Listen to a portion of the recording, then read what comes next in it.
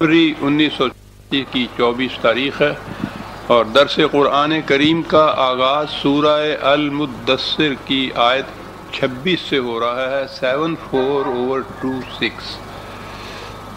سابقہ آیات میں وہ ایک محاکاتی انداز میں منظر سامنے لایا گیا تھا کہ نظام سرمایہ داری کا نمائندہ قریش کا کس طرح سے آیا، اسے سمجھایا کہ تمہارے اس نظام میں اور جو ہم پیش کر رہے ہیں ان میں کیا فرق ہے۔ اس نے غور کیا، پھر کسی نتیجے پر پہنچا اور کہا کہ وہ خدا غارت کرے کس قدر غلط نتیجے پر پہنچا۔ پھر اسے سمجھایا گیا، پھر اس نے غور کیا، پھر وہ اسی نتیجے پہ پہنچا اور اس کے بعد یہ کہا کہ تو وہ نظام سرمایہ داری کا نمائندہ آیا، اسے سمجھایا اس نظام میں اور جو ہم پیش کر رہے ہیں کیا فرق ہے۔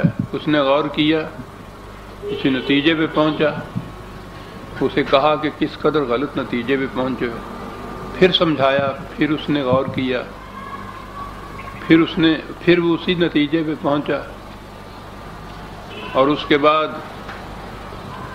قرآن کے الفاظ میں منہ بسورا، ماتھے پہ شکن ڈالے، پیٹھ موڑی، نہایت متکبرانہ انداز میں کہا کہ وہی جھوٹ تو چلا آ رہا ہے آج تک، تباہ ہو جاؤ گے، برباد ہو جاؤ گے، جہنم میں چلے جاؤ گے۔ یہ جو دعویٰ کیا جا رہا ہے کہ یہ خدا کی طرف سے ہے، یہ خدا کی طرف سے کچھ نہیں ہے، یہی ہے، خود ہی یہ چیزیں بناتا ہے اور ہمیں خدا کی کہہ کے ڈراتا رہتا ہے۔ ان ھذا الا قول البشر، انسان ہی کی بات ہے۔ اور قرآن نے اس کے بعد ایک ہی تو فکرہ، دو ہی تو لفظ کہے، سأصلیہ سقر۔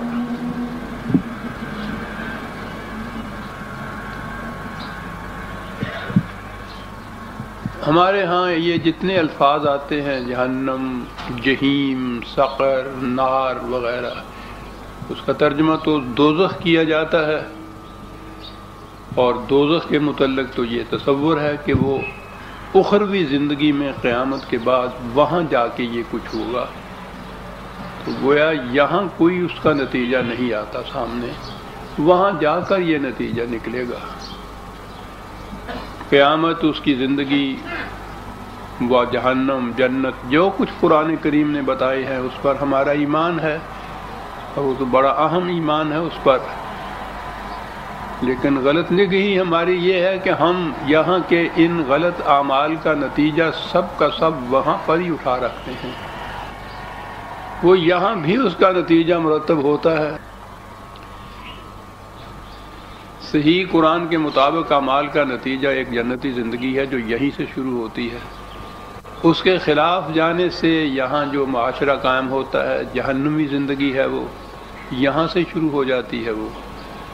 تو قرآن کریم نے یہ جو الفاظ، جو اصطلاحات ہیں اس کی، یہی سقر اور نار اور جہیم اور جہنم، یہاں کی اس زندگی کے متعلق بھی استعمال کیے ہیں، اور یہاں سے ہی، اور اصل میں تو زندگی مسلسل چلتی ہے، یہاں جہنم کی زندگی ہے تو وہاں بھی جہنم کی زندگی ہے، وہ تو آگ ساتھ ہی لیے جاتا ہے انسان اپنے۔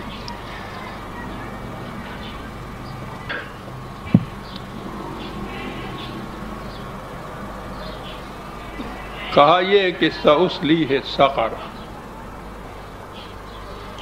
ترجمہ ہمارے ہاں کا کہ ہم عنقریب اسے دوزخ میں ڈال دیں گے۔ اور جیسا میں نے عرض کیا ہے، دوزخ کے متعلق تصور یہ ہے کہ مرنے کے بعد ایک زندگی ہے، اس میں وہ دوزخ ہوگا، یہاں کچھ نہیں ہوگا۔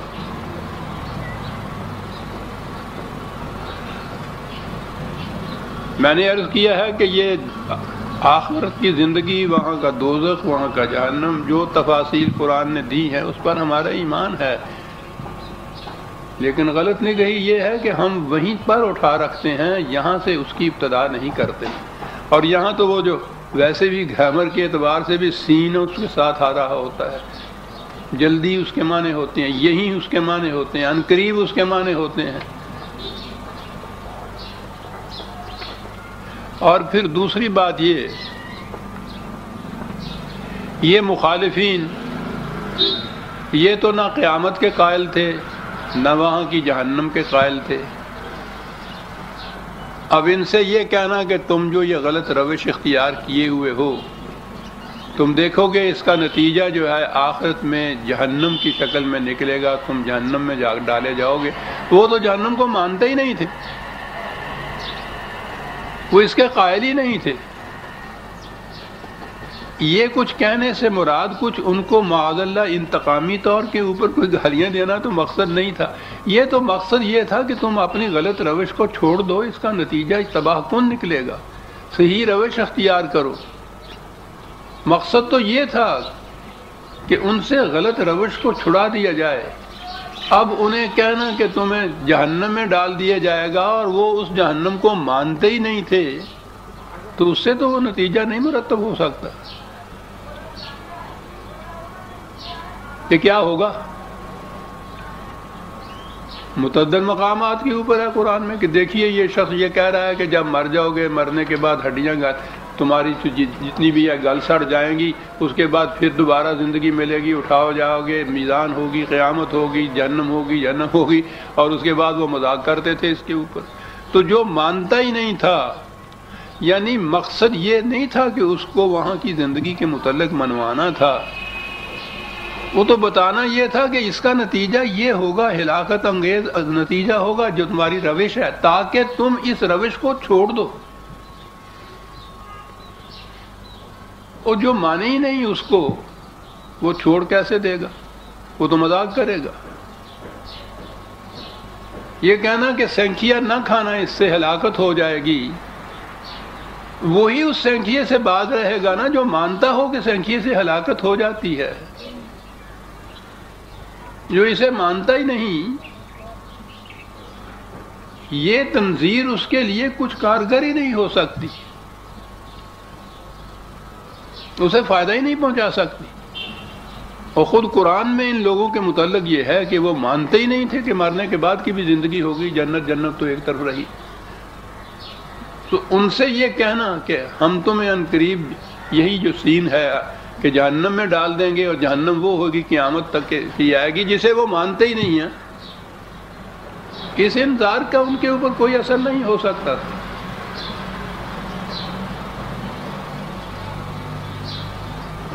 اور جیسے کہ آپ تعجب سے سنیں گے، ہم پہ کوئی اثر نہیں ہوتا، اس لیے کہ ہمارا بھی ایمان نہیں ہے اس پہ کہ واقعی یہ مکافات عمل حقیقت ہے. وہ اس زندگی میں بھی، اگر یہاں اس زندگی میں نہیں ان کا نتیجہ ملا تو مرنے کے بعد کی زندگی ہے، قیامت ہے، میزان ہے، جہنم ہے. ہم نہیں مانتے.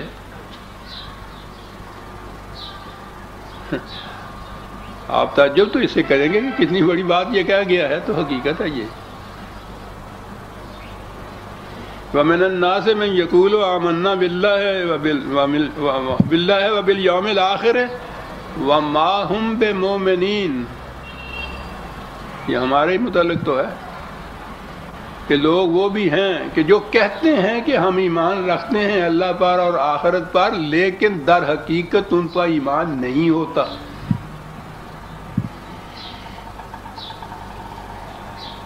یقین اگر ہو جائے یہ کہ یہ سینکھیا ہلاکت انگیز ہے، پھر کوئی صاحب عقل و ہوش تو سینکھیا نہیں پھانکتا.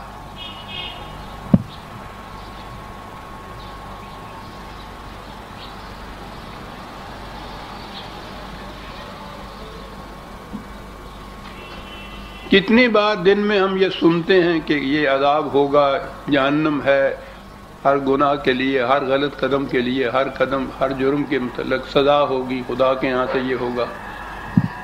مسئلہ تو اس سے یہ تھا نا کہ پھر تم باز آ جاؤ اس سے. کوئی شخص بھی جو اپنا نفع نقصان جانتا ہے، جب اسے یقین ہو جائے کہ اس سے مجھے نقصان ہوگا، تو صاحب عقل و ہوش تو اس کے بعد پھر وہ کام نہیں کرے گا.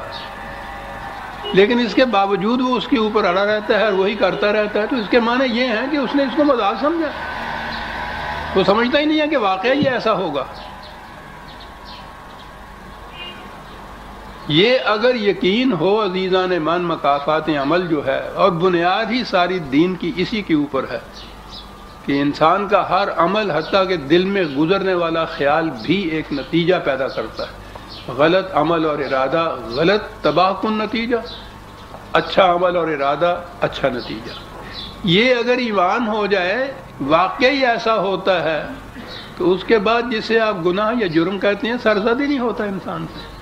عقل و ہوش والا ہونا چاہیے وہ، یعنی پاگل تو اور بات ہے نا، پاگل کی ڈیفینیشن یہ ہے نا کہ یہ اپنا نفع نقصان بھی نہیں سمجھتا، اس کو تو چھوڑ دیجئے۔ یہ اس کے باوجود جو وہی کچھ کیے چلے جا رہے ہیں جس کا نتیجہ جہنم بتایا جا رہا ہے، کیے چلے جا رہے ہیں، عقل و ہوش بھی موجود ہے، تو کون سی چیز ہے جس کی وجہ سے کیے چلے جا رہے ہیں؟ یقین نہیں ہے اس کے اوپر کہ ایسا ہوگا۔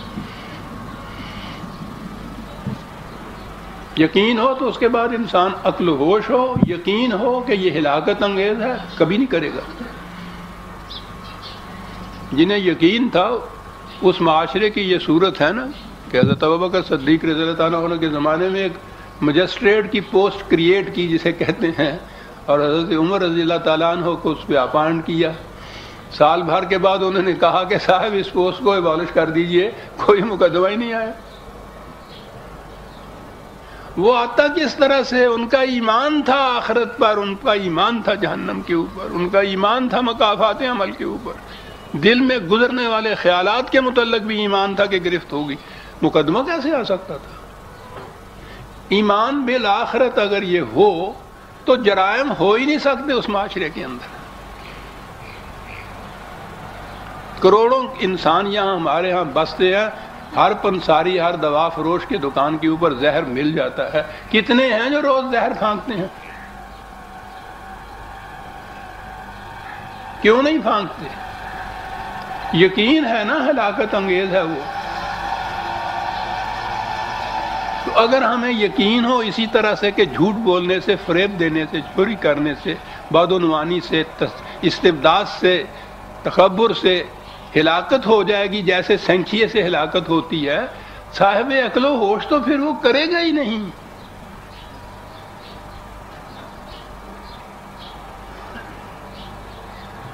وما هم بمؤمنین من یقول آمنا باللہ وبالیوم الآخر یقول، اور ہمارا ہی تو نقشہ کھینچا جا رہا ہے۔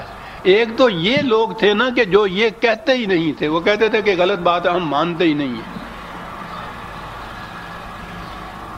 تو ان کے لیے سوال ہی نہیں تھا کہ ان کے کہا جاتا کہ مرنے کے بعد قیامت میں تم دیکھو گے کیا ہوگا، تو وہ اس سے تو وہ باز نہیں آ سکتے۔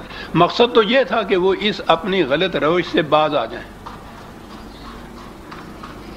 اور وہ اسے مانتے نہیں تھے۔ تو یہ چیز ان سے کہنا جو مانتے ہی نہیں ہیں، یہ نتیجہ خیزی نہیں ہو سکتی، وہ مانتا ہی نہیں ہے۔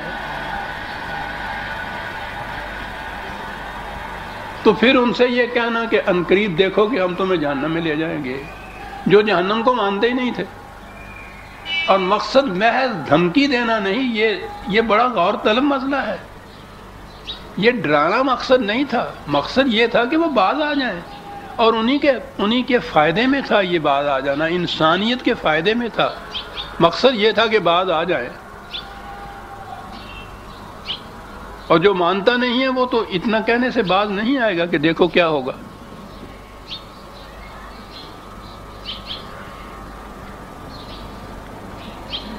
اور جو میں نے عرض کیا کہ دوسری کیٹیگری اس نے یہ بتائی کہ وہ تو زبان سے بھی نہیں کہتے تھے، دھڑلے سے کہتے تھے کہ ہم نہیں مانتے، غلط ہے، مذاق اڑاتے تھے مرنے کے بعد کی زندگی کا، قانون مکافات عمل کا۔ دوسری کیٹیگری ہماری ہے، من یقول آمنا باللہ والیوم وما هم بمؤمنین یخادعون اللہ والذین، کہا دھوکہ دیتے ہیں یہ لوگ۔ یہ عزیزان من سنیے کہ کیا کہہ رہا ہے ہمارے متعلق، دھوکہ دیتے ہیں، یہ خدا کو دھوکہ دیتے ہیں، جماعت مومنین کو دھوکہ دیتے ہیں۔ وما یخدعون الا انفسهم، ارے اپنے آپ کو دھوکہ دیتے ہیں۔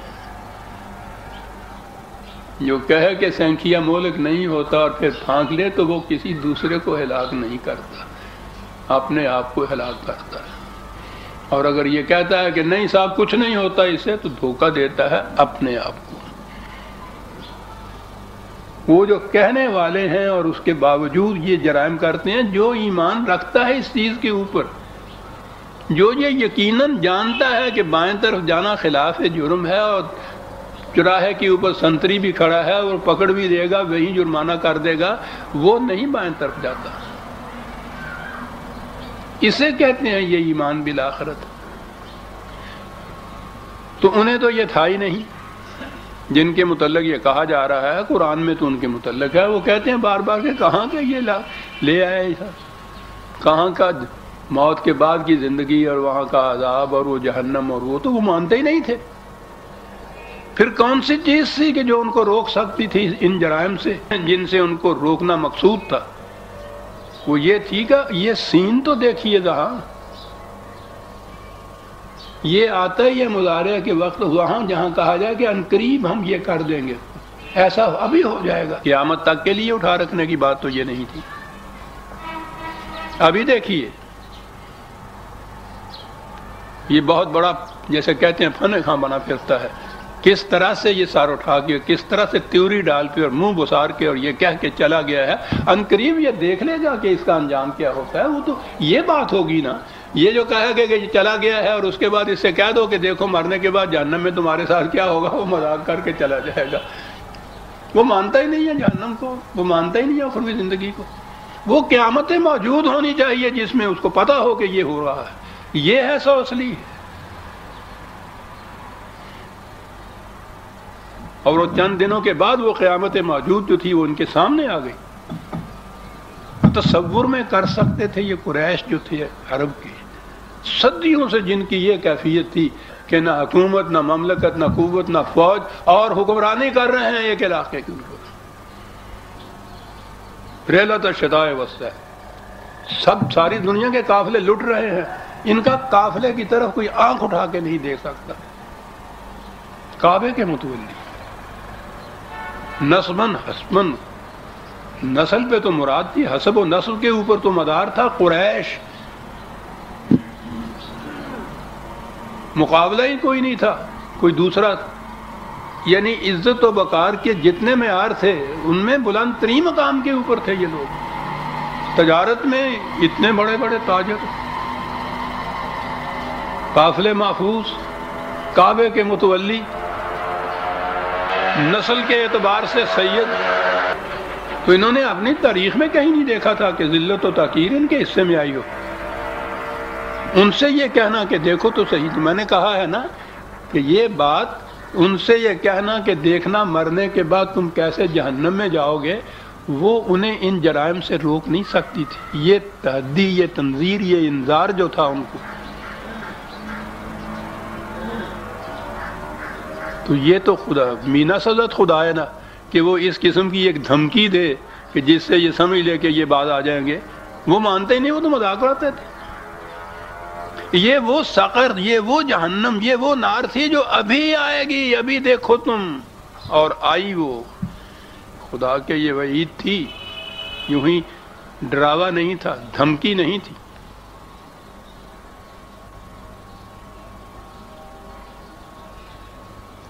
عزیزان ایمان، اگر یہ مکافات عمل پر واقعی ایمان ہو جائے، وہ بنیاد رکھی ہے قرآن نے اس کے اوپر۔ یہ ہے ہی سارا سلسلہ جتنا بھی ہے نا، وحی کا، انبیاء کرام کا، کتابوں کا، یہ سارا ہی مکافات عمل کے لیے ہے، یہ بتانے کے لیے ہے قانون کی کتاب کہ یہ قانون کے مطابق ہے روش، یہ قانون کے خلاف ہے۔ یہ سارا سلسلہ ہو گیا خدا کی وحی، ملائکہ یا جبریل اس کو لے کے آتا ہے، رسول تک، نبی تک پہنچاتا ہے، نبی آگے پہنچاتا ہے۔ یہ کیا ہے سارا؟ یہ بتانے کے لیے کہ اس قسم کے عمل کا نتیجہ یہ ہوگا اور اس قسم کا یہ ہوگا۔ یہ ہے ساری بات، یہ ہے۔ اور اگر یہ سب کچھ ماننے کے بعد یہ نہ مانا جائے کہ واقعی اس کا نتیجہ یہ ہوگا، تو بیکار ہے، ایمان ہی بے ایمانی ہے۔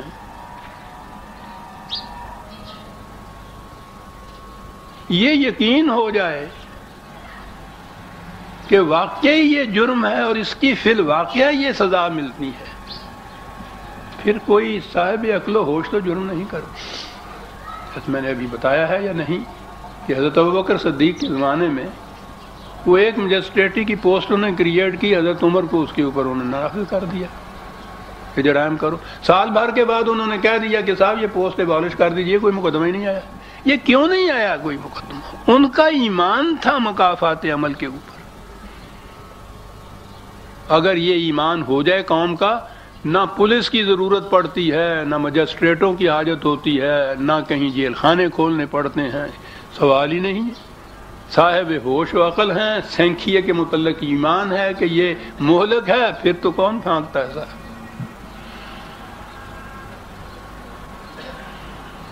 وما هم بمؤمنین، بڑے شدت سے یہ یخادعون اللہ واللہ. یہ کہنا ایک تو یہ تھے، ان کے متعلق نہیں کہا کہ وہ لوگ فریب دیتے ہیں خدا کو، مومنین کو، اپنے آپ کو. وہ جو کہتا ہے دھڑلے سے کہ میں مانتا ہی نہیں کہ سینکھی مہلک ہے، وہ دھڑلے سے اس کے متعلق اقرار کرتا ہے. کفر کے متعلق قرآن نے نہیں کہا کہ وہ دھوکہ دیتے ہیں کسی کو، منافق کے متعلق کہا ہے. یقولون بافواہہم ما لیس فی قلوبہم، زبان سے وہ کچھ کہتے ہیں جس پہ یقین نہیں ہوتا ان کو. یہ ہے وہ ایمان. یقولون آمنا باللہ بالیوم الآخر وما ہم بمؤمنین. لہذا یہاں جو کہا ہے وہ ایک محاکاتی انداز میں جو پہلے بیان کیا نا کہ وہ آیا نمائندہ آ کے غور کیا، اس نے تیوری چڑھائی، منہ بصورہ نخبت کے اندر باتیں کر رہے ہو. وہی پرانا جھوٹ جو چلا آ رہا ہے وہی دہرایا چلا جا رہا ہے. کہاں کا عذاب. اور میں نے کہا کہ درمیان میں فاصلہ نہیں ہے. وہ کہتا ہے ان ھذا الا قول البشر سأصلیہ سقر. اگلی آیت بھی ہے اور سین کے ساتھ ہے کہ ابھی انقریب تم دیکھو گے کہ اس کو سقر میں ڈال دیا جائے گا. اب ہمارے ہاں تو جو بات چلی ہے سقر، دوزخ، دوزخ مرنے کے بعد آخرت میں جا کے، یہاں کچھ نہیں. اور وہ مانتے نہیں ہیں دوزخ کو، اعلانیہ کہتے ہیں ہم نہیں مانتے. اور ہم منافقت میں مانتے ہیں، یقیناً ہم بھی نہیں. وما ہم بمؤمنین، قرآن یہ بھی کہتا ہے. تو پھر یہ کن کے لیے ہے یہ بات؟ جس سقر کو، جس آخرت کی جہنم کو نہ کافر مانے دھڑلے سے، نہ ہمارے جیسا مومن مانے منافقت سے، تو کیسے باز آ جائے؟ یہ وجہ ہے ہم باز نہیں آتے ان چیزوں سے. کوئی کم سنانے والا نہیں ہے دوزخ کی بات.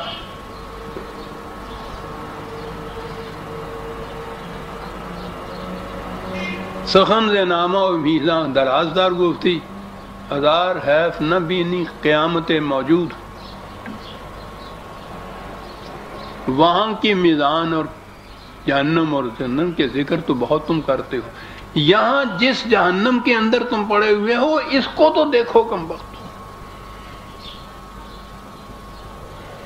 یہ کیا کون سا جہنم تھا جس میں اس قریش کے نمائندہ یا قریش کے پوری قوم کو یہ کہا گیا کہ سوسلی ہے سفر. بڑے تکبر سے، نخوت سے منہ بسور کے چلا گیا یہ کہہ کے کہ جھوٹ ہے جو چلا آ رہا ہے. تم کہتے ہو جھوٹ ہے، انقریب تم دیکھو گے کہ یہ سچ ہے. انقریب دیکھ لو گے. 4 ہی دن کے بعد مکے کے میدان میں دیکھ لیا انہوں نے کہ جو ہم کہتے تھے جھوٹ تھا، جو یہ کہتے تھے سچ تھا. اور وہ سقر کے نقشے جب کھینچے ہیں کہ زنجیریں پہنے ہوئے، یہ قریش کے یہ لوگ اندازہ لگائیے صاحب. میں نے کہا کہ جن کی نخوت کا کئی دفعہ یہ بات آ چکی، جن کی کیفیت یہ تھی کہ ابو جہل وہ بدر کے میدان میں اس کا سر کاٹنے کے لیے چھاتی پہ بیٹھ گیا تو وہ کہتا ہے کہ یہ ذرا نیچے سے گردن کاٹنا. انہیں کہا ہو اس میں تو بڑی تکلیف ہوگی، ہڈیاں ہیں. کہنے کی کوئی بات نہیں، نیچے سے کاٹو. کہنے لگا ہوگا کیا؟ کہنے لگے مرنے کے بعد جب سروں کا جلوس نکلے گا نا، ان کے یہاں یہ رواج تھا نیزے پہ سر ٹانگ کے بڑے بڑے لیڈروں کے تو ایک جلوس نکلتا تھا. تو جب وہ جلوس نکلے گا تو میرا سر باقیوں سے 4 انچ اوپر ہوگا. یہ کیفیت تھی اس قوم کی. اور وہی اس شخص یا ان لوگوں کے ہاتھوں جن کو انہوں نے ملک بدر کر دیا ہوا تھا، نکال دیا، وہ بھاگ گیا یہاں سے، چلے گئے یہاں سے چھوڑ کے. مہاجرین کی کیفیت تھی، بے گھر بے دار، یہ کیفیت، وہ لوگ مقابل میں اور یہ قریش اس کے مقابل میں، اور پاو جولاں وہاں کھڑے ہیں اپنی نجات کی بھیک مانگ رہے ہیں. میں نہیں کہہ سکتا بھیک تو انہوں نے نہیں مانگی، وہ تو پھر غیور ہی تھے. اور حضور کی شرافت پہ اتنا اعتماد، میں کہتا ہوں دونوں چیزیں عجیب ثابت ہوتی ہیں. پاو جولاں سامنے کھڑے ہیں قیدیوں کی طرح، اور حضور پوچھ رہے ہیں کہ اب تمہارے ساتھ کیا سلوک کیا جائے. عجیب واقعہ ہے یہ تاریخ کے اندر. ان لوگوں کا کریکٹر بھی نظر آتا ہے، بھیک نہیں مانگی ہے، معافی نہیں مانگی ہے، کسی قسم کی نرمی کی گزارش نہیں کی ہے. کہا یہ ہے کہ جیسا ایک شریف بھائی دوسرے بھائیوں کے ساتھ سلوک کیا کرتا. اللہ اکبر. اور کتنا اعتماد تھا اس بھائی کی شرافت کے اوپر. شرافت یہ تھی کہ یہی بات ہے کہ لا تثریب علیکم اليوم، کھول دو ان کی ہتھکڑیاں. بھائی سے شرافت کا ثبوت مانگتے ہیں تو یہ بھی شریف ہے. جن قریش کی یہ کیفیت تھی، اس کے نمائندہ سے جب وہ اس طرح سے منہ موڑ کے بسور کے شکن ڈال کے پیشانی کے اوپر مذاق کرتا ہوا چلا گیا کہ یہ وہی جھوٹ ہے جو ہوتا چلا آ رہا ہے، اس سے کہا کہ تم یہ کہتے ہیں سوسلی ہے سقر وما ادراک ما سقر. تمہیں کون بتائے سقر کیا ہے؟ تم کچھ سمجھے سقر کس کو کہتے ہیں؟ ہم نے تو کہہ دیا نا کہ مرنے کے بعد وہ قیامت جو دوزخ ہوگا. سقر کیا ہے؟ لا تبقی ولا تذر. کیا بات ہے یہ آخری، ویسے تو سارا ہی قرآن اعجاز ہے، لیکن آخری صورتوں کے اندر تو صاحب ایجاز اس کا جو ہے، یعنی مختصر طور پہ کوئی بات اور جامع بات کہہ دینی، اس میں تو انتہائی اپنے کمال پہ پہنچ گیا یہ قرآن کی بات.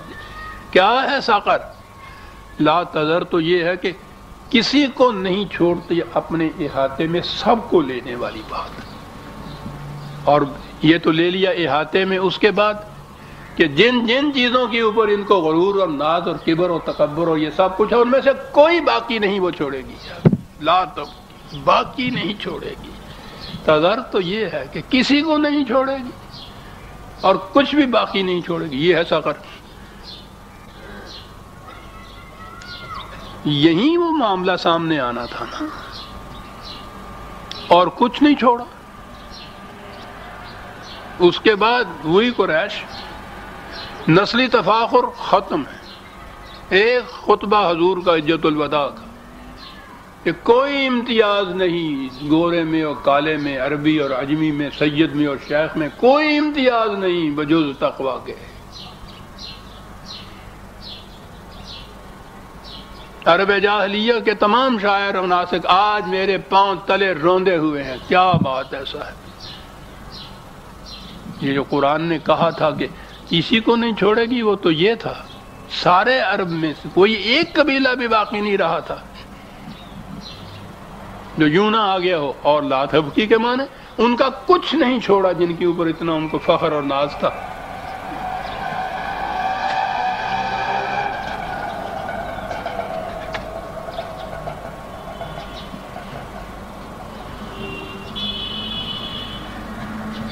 یہ تھا سقر.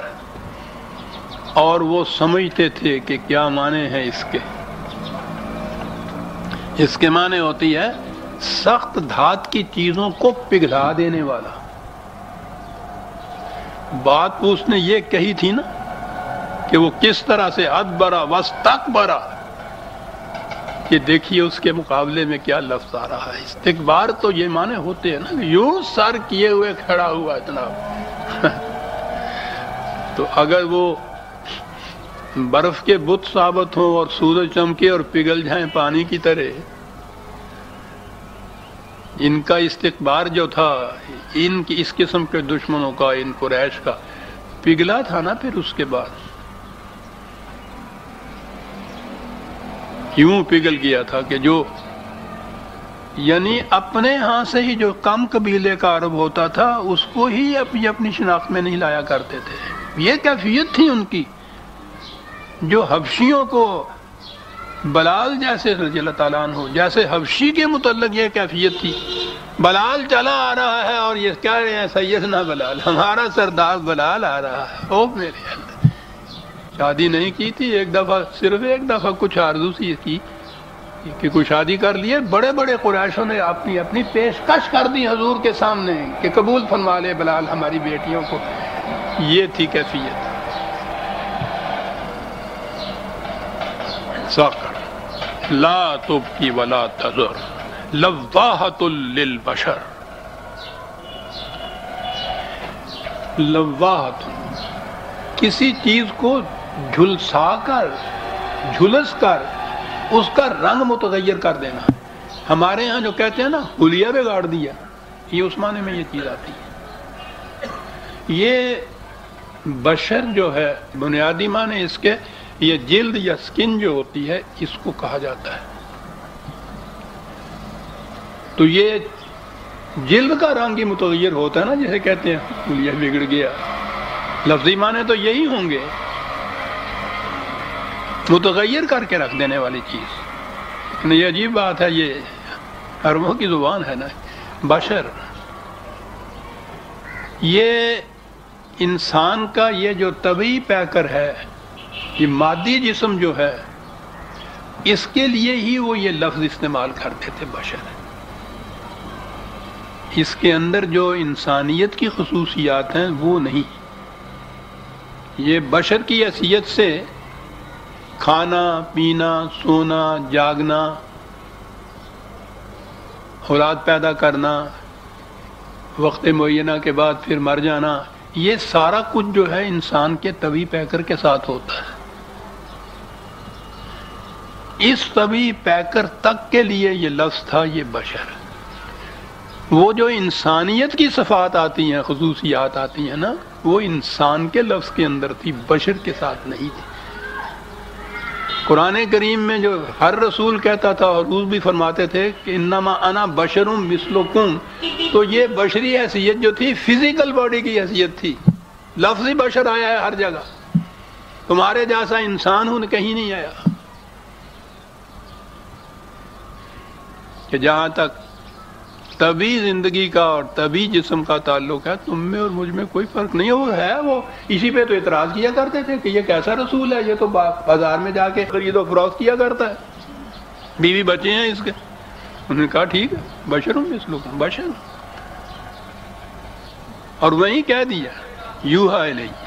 یہ فرق ہے، اب یہ بشریت نہ رہی۔ بشریت تو وہیں تک تھی جہاں تک یہ فزیکل باڈی کا تعلق تھا، کھانا پینا، سونا جاگنا، بچے پیدا کرنا، بازار میں سودا سلف لانا۔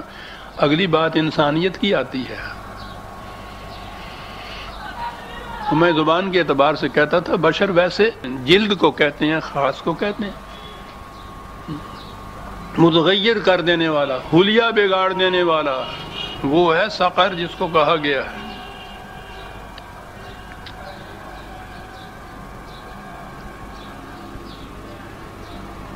قرآن کریم میں سورہ آل عمران میں 2 قسم کی آیات کا ذکر آیا ہے۔ 3 شروع میں ہی ہے، 3/6 ہے وہ، جی ہاں 3/6۔ هو الذی انزل علیک الکتاب منہ آیات محکمات ہن ام الکتاب وَأُخَرُ مُتَشَابِهَاتٌ۔ قرآن نے بتایا ہے کہ یہ آیات قرآن کی جو ہے 2 قسم کی ہیں، ایک محکمات، ایک متشابہات۔ جتنے احکام، قوانین، اقدار جن کا تعلق انسان کی ہدایت یا گائیڈینس سے ہے، وہ محکمات کے الفاظ میں ہے، متعین الفاظ، متعین معانی ان کے، جو لفظ ہے وہ اس کے معنی۔ اگر اس نے سارق کہا ہے تو معنی چور کی ہے، یہ تو محکمات میں ہے۔ ان کے معانی واضح متعین ہیں، جن میں کسی قسم کا کوئی شک و شبہ نہیں ہو سکتا، یا اس میں کوئی تضاد نہیں ہو سکتا، مفہوم سمجھنے میں اختلاف نہیں ہو سکتا، یہ محکمات میں ہے۔ اور بعض حقائق ہوتے ہیں عام طور پہ جنہیں مابعد الطبیعیاتی کہتے ہیں، میٹا فزیکل،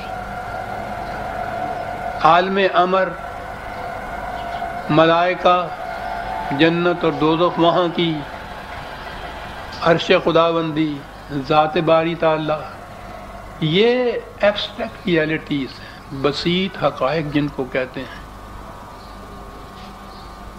یہ آئیں گے، لفظی ہوں گے ان کے لیے بھی، کیونکہ وہ تو قرآن عربی زبان کے اندر ہے، اور جب بھی کسی کتاب میں کوئی لکھا جائے گا یا کہا جائے گا تو الفاظ میں کہا جائے گا، الفاظ ان کے لیے بھی آئیں گے، لیکن وہ تشبیہات ہوں گی متشابہات.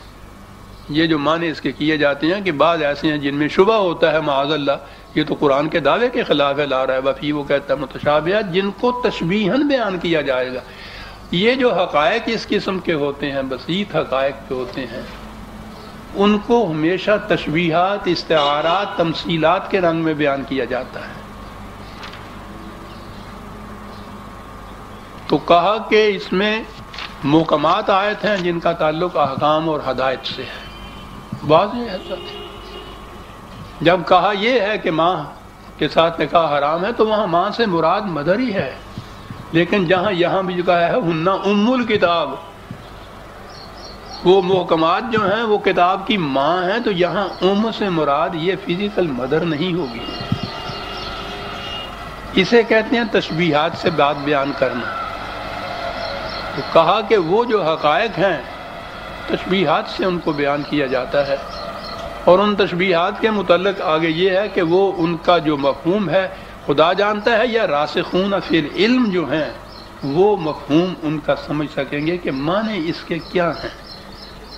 وہ وہی معنی تو نہیں ہوں گے جو لغت کے اعتبار سے میں نے ابھی عرض کیا نا کہ ام کے معنی تو ماں ہوتا ہے، لیکن ماں جس سے بچہ پیدا ہوتا ہے اور یہ ام الکتاب جسے کہا جاتا ہے، ان دونوں میں تو فرق ہوا نا. تو راسخون فی العلم ان چیزوں کو سمجھ سکیں گے. یہ وہ چیزیں ہیں کہ جو تشبیہات، تمثیلات، استعارات کے انداز میں بیان کی گئی ہیں، اور ہر زبان میں یہ ہے. اور عربی زبان تو اتنی وسیع ہے، اس کی تو تشبیہات اور استعارات کو پوچھیے نہیں، کتنی بڑی وسیع زبان ہے یہ. ایک ایک اونٹ کے لیے 1000 لفظ جس زبان کے اندر ہو تو یہ ساری چیزیں تشبیہات اور استعارات میں ہی ہے نا. ورنہ ایک سامنے اونٹ ہے، اونٹ کا لفظ ہے بس، اور دوسرا لفظ ہی نہیں چاہیے اس کے لیے. تو یہ جو حقائق ہیں اس قسم کے، وہ اصطلاحاً ماوراء الطبیعیات اس کو کہتے ہیں. یہ حقائق جو ہیں ان کو تشبیہات اور تمثیلات کے رنگ میں بیان کیا جاتا ہے. اب کہا آگے یہ ہے کہ جن لوگوں کے دل میں کجی زیغ ہوتا ہے وہ ان تشبیہات کو الفاظ لے لیتے ہیں اور اس کے اوپر بات شروع کر دیتے ہیں. ہمارے ہاں بھی ہوا، خدا کا عرش، ثم استوى علی العرش، یعنی ذات باری تعالی ہی برتر از خیال و قیاس و گمان و وہم ہے، تو اس کا عرش بھی تو یہی ہے نا. لیکن اب ہمارے ہاں لیا اس کو یہ مانے، اس کی پیمائشیں دی ہوئی ہیں عرش کی، فیتا لگے گئے سن ہوتے کہتے کو کلو جڑنے ہون گے نا تو اتوں پھر سدیا ہوئے گا بھی آ جرا. جنت کے جو آب خورے ہیں ان کی تعداد تک دی ہوئی ہے. جی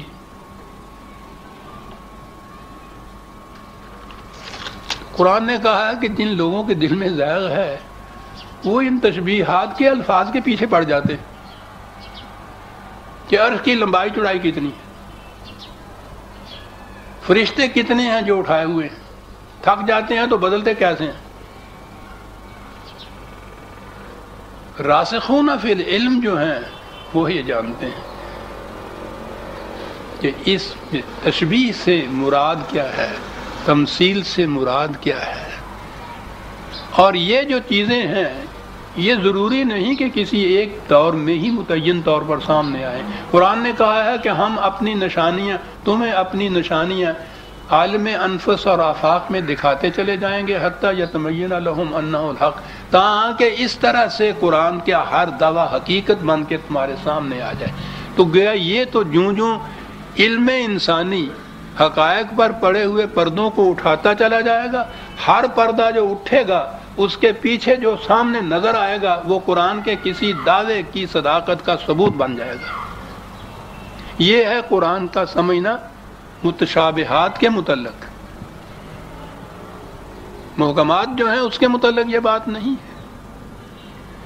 تو یہ متشابہات جو ہیں ان کو تمثیلات بھی کہا جاتا ہے، استعارے بھی کہا جاتا ہے، مثال کے طور پر بیان کرنا کسی چیز کو.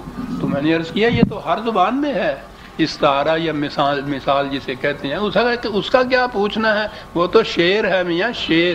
تو وہ تو سیدھی بات ہے نا کہ وہ شعر تو نہیں ہے. اگر شعر وہ تو فوراً چڑیا گھر والے لے جائیں اس کو.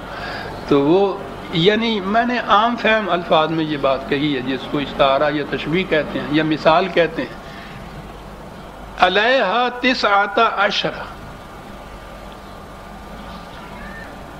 اب یہ اگر وہ جہنم ہے مرنے کے بعد کا، اگر تو یہ ہے مجازی معنی جس کو کہا جاتا ہے، تو اس کے معنی تو یہ بھی ہوتے ہیں کہ ایک تو یہ بات بتا دی ہم نے جو سقر کی ہے 19 اگر کہا جائے اس کے معنی، تو اس کے معنی ہے کہ 20 اس قسم کی مصیبتیں اور آئیں گی اس کے اوپر.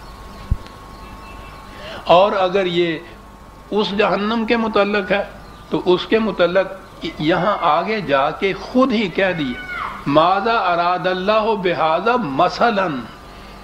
یہ مثال کے طور پہ بات ہم نے کہی ہے، سچ مچ نہ یہ گننے لگ جانا ان کو کہ آپ خوروں کی تعداد کتنی ہے. مسئلہ تو یہ اس قسم کے جو حقائق قرآن میں آتے ہیں وہ تمثیلی انداز میں بیان ہوتے ہیں. ہم نہیں کہہ سکتے کہ اگر یہ اسی کے متعلق ہے تو اس 19 سے کیا مراد ہے. اگلے دن شاید آپ نے بھی دیکھا ہوگا طلوع اسلام میں بھی وہ نکلا تھا، ایک بہت بڑے ایک لال و جھکڑ امریکہ میں بیٹھے ہوئے ہیں کہیں سے، وہ 19 کی تعداد کے اوپر وہ قرآن میں سے ثابت کرنا شروع کیا تھا. جی بسم اللہ الرحمن الرحیم کے بھی جو 19 ہیں اور اس کے بھی وہ 19 ہیں اور پھر اس کے 19 ہیں.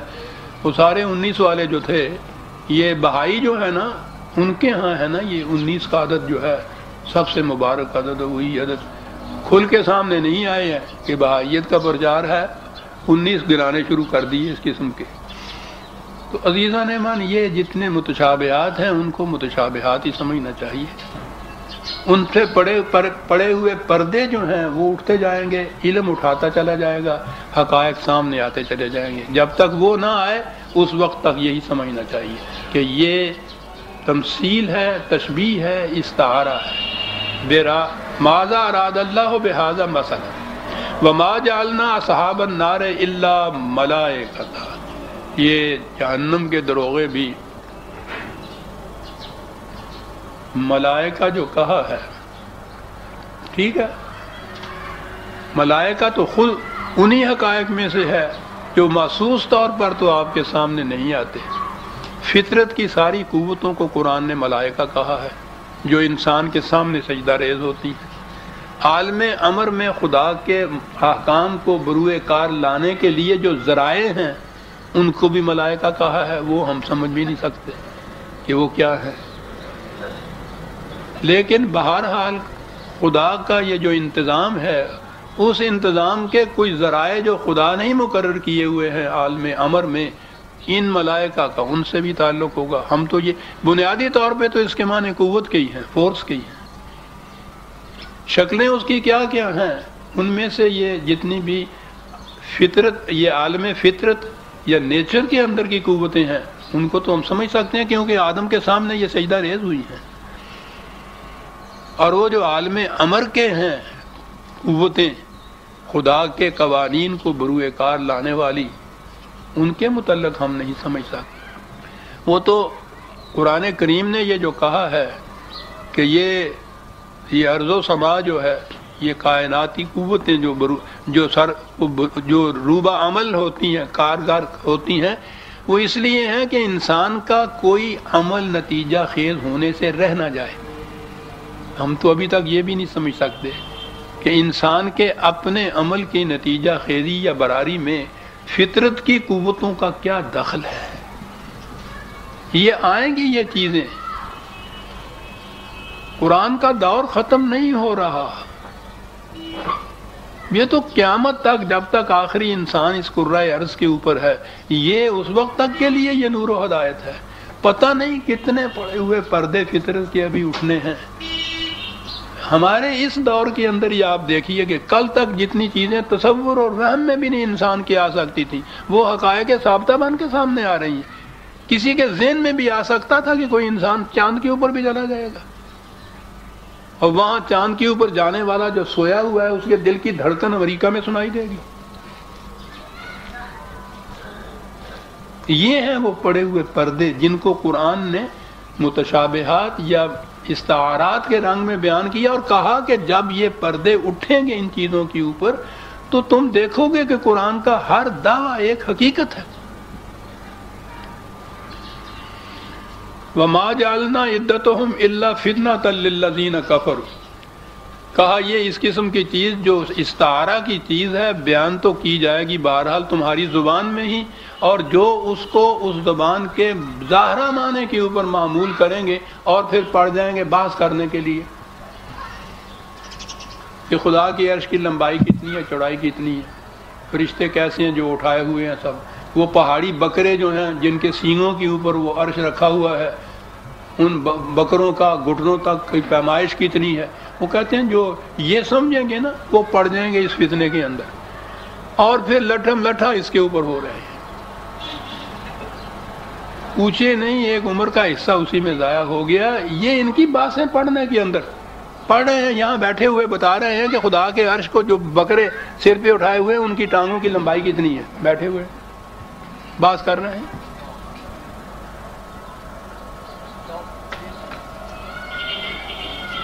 ایک مثال ہے، پھر کہو گے پنجابی چ گل کردا پیا، وظیفے جڑے انہاں دے لگ گئے نا، کام کاج کوئی سی نہیں، ویلے بیٹھے ہوئے، مملکت کے امور میں ان کو دخل دینے کے لیے اجازت نہیں تھی۔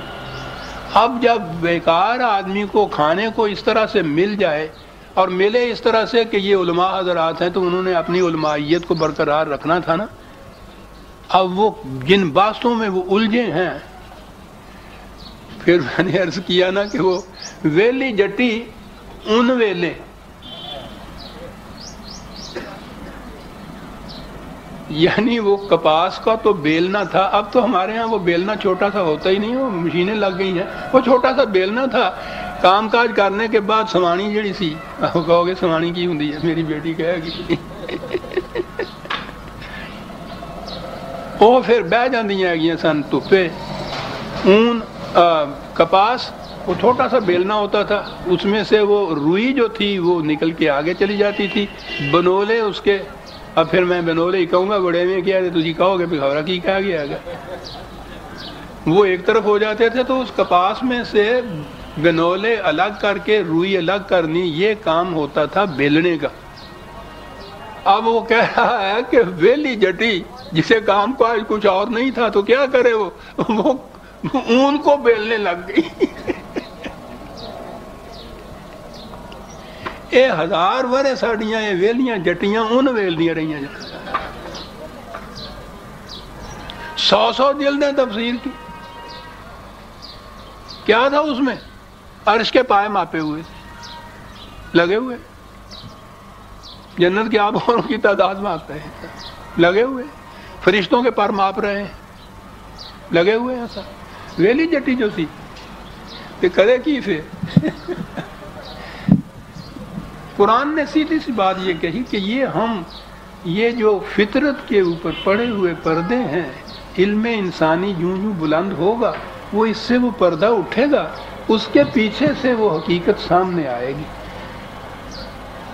تو قرآن کی روح سے یہ مقامات جو ابھی تک محسوس طور پہ ہمارے سامنے نہیں آئے، ان میں ہمارے لیے مسلک یہی ہے کہ ہم یہ کہیں کہ ابھی علم انسانی اس بلندی تک نہیں پہنچا جو یہ سمجھ دیکھ سکے کہ اس کے پیچھے چھپی ہوئی حقیقت کیا ہے، لیکن ایمان ہمارا یہ ہوگا کہ جو کچھ خدا نے کہا ہے وہ سچ، راسخون فی العلم جو قرآن نے کہا ہے، یہ ہے وہ چیز کہ جب تک وہ حقیقت سامنے نہ آئے انکار نہیں اس سے کیا جائے گا، کہا یہ جائے گا کہ ابھی ہمارا علم وہاں تک نہیں پہنچا۔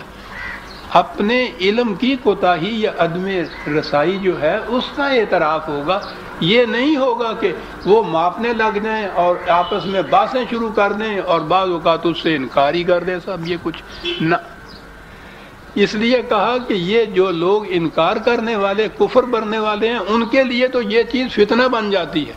لِيَسْتَيْقِنَ الَّذِينَ أُوتُوا الْكِتَابَ، اور جن کو یہ قرآن دیا گیا ہے، میں یہ عرض کروں اوتوا الکتاب اور اہل الکتاب دونوں اصطلاحیں قرآن میں آتی ہیں. اہل کتاب تو وہ یہ یہودی اور نصارہ ان کو کہا گیا ہے، اور الذین اوتوا الکتاب خود مسلمانوں کے متعلق ہے، قرآن کے متعلق ہے. انزل الیکم الکتاب، ان کو کہا گیا ہے جنہیں کتاب دی گئی ہے. یہ کتاب سے مراد قرآن ہے، اور اس اوتوا الکتاب والے جو ہے یہ جماعت مومنین یا مسلمان ہیں.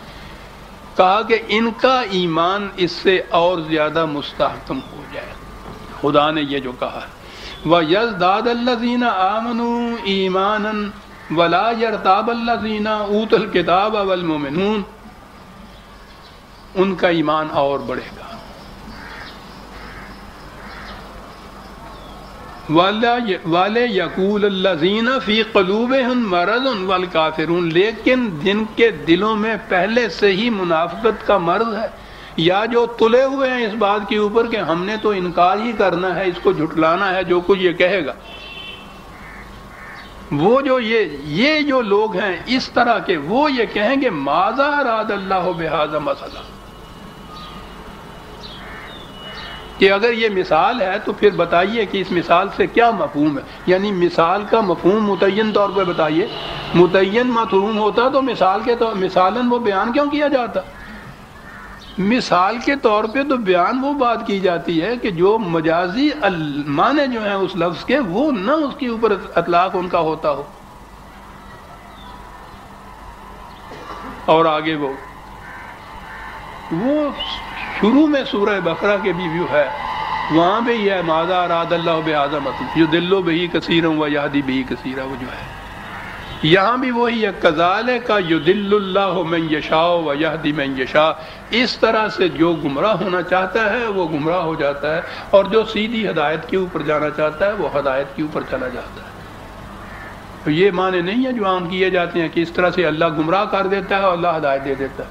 یعنی پہلے وہ معاذ اللہ ایک مہمے کی طرح کہ ایک بات مثالی تشبیہی طور پہ بیان کی، اور اس کے بعد جو ان لوگوں نے اس کے متعلق کچھ بحث کی یا انکار کیا تو کہا کہ دیکھا نا خدا نے تمہیں کر دیا نا گمراہ. یعنی خدا گمراہ کرتا ہے.